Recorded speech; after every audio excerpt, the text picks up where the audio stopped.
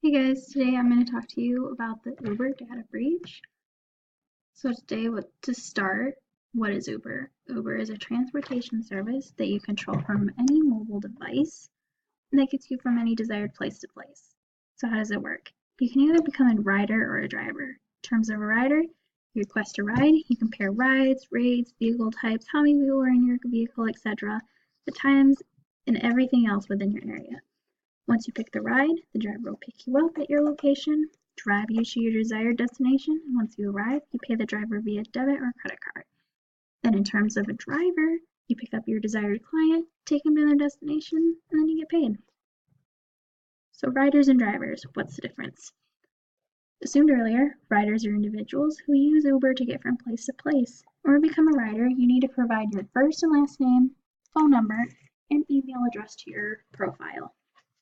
Then the driver is an individual who is employed by Uber and drives riders from requested place to place. In order to become a driver, you need to provide your first and last name, phone number, email, vehicle type, as well as information, and your driver's license information. So, in 2016, Uber was hacked by unknown hackers. Records from over 57 million riders and drivers from around the world were obtained.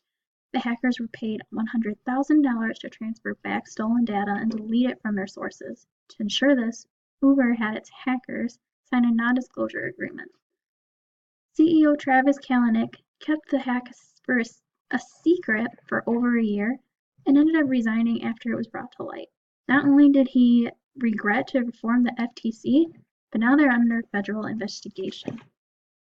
So what was obtained? Riders had their names, emails, and phone numbers obtained, and over 600,000 drivers had their names, emails, phone numbers, driver's license information, as well as vehicle information obtained. So what actions were taken to handle the incident? CEO Kalanick ended up resigning.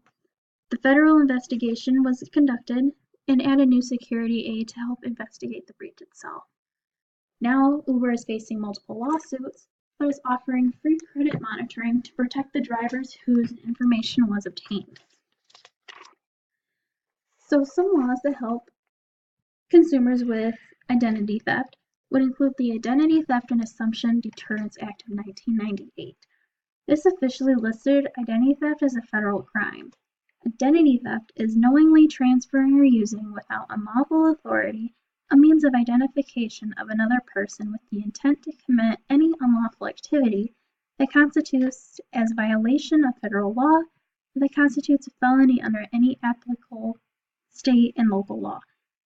Here the FTC was named the federal government's one central point for reporting instances of identity theft, as well as increased criminal penalties for identity theft, which includes a max of 15 years in prison, and also closed local legal loopholes. The second act, Identity Theft Penalty Enhancement Act of 2004, increased those penalties for aggravated identity theft. Then the last two, Fair Credit Reporting Act, or FERCA, and the Fair and Accurate Credit Transactions Act of 2003 provided the accuracy and privacy of credit records. It required consumers as well as their creditors to help victims recover from identity theft. This allowed customers to place alerts on their credit files if they were affected or victims of identity theft. So what are the implications of paying off hackers? Basically, you don't do it.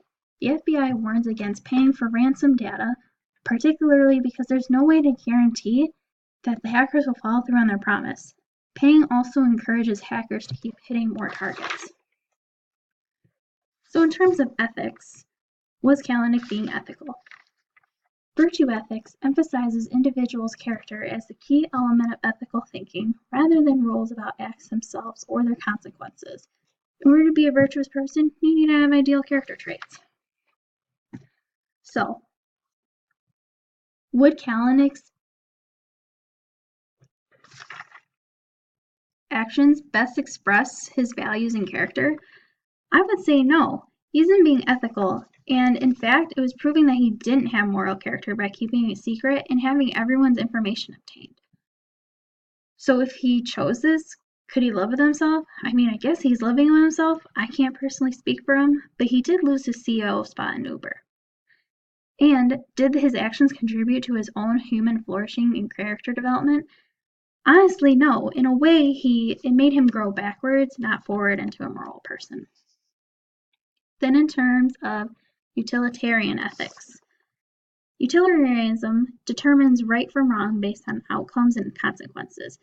To be the most ethical, you want to produce the greatest good for the greatest number of people. So, if you thought about it, was Kalanick providing the best possible outcome? No, he wasn't. In fact, it seems as though he thought about only his happiness and himself and produced the most negative consequences possible.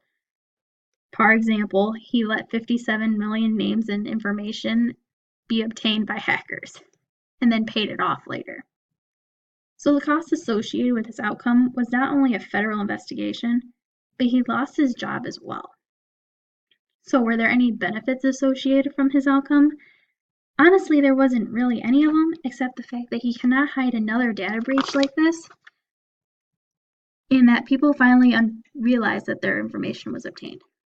Then finally, with deontology ethics, you have rules that distinguish right from wrong. You follow the needs to do their duty. You use reasoning abilities to derive an ethical position through asking a series of questions. So, if we were to think about who will be affected in Kalanick's decision, he should have thought about the Uber users and not just himself. So was he treating others as a means or as an end in themselves? He was treating them as an end in themselves because he wasn't thinking about the users. And finally, if his actions had become a rule, would he accept it as ethical? Honestly, I wouldn't think he'd accept it as ethical because then his information would be obtained and that the hackers would have access to it. Thank you guys for watching.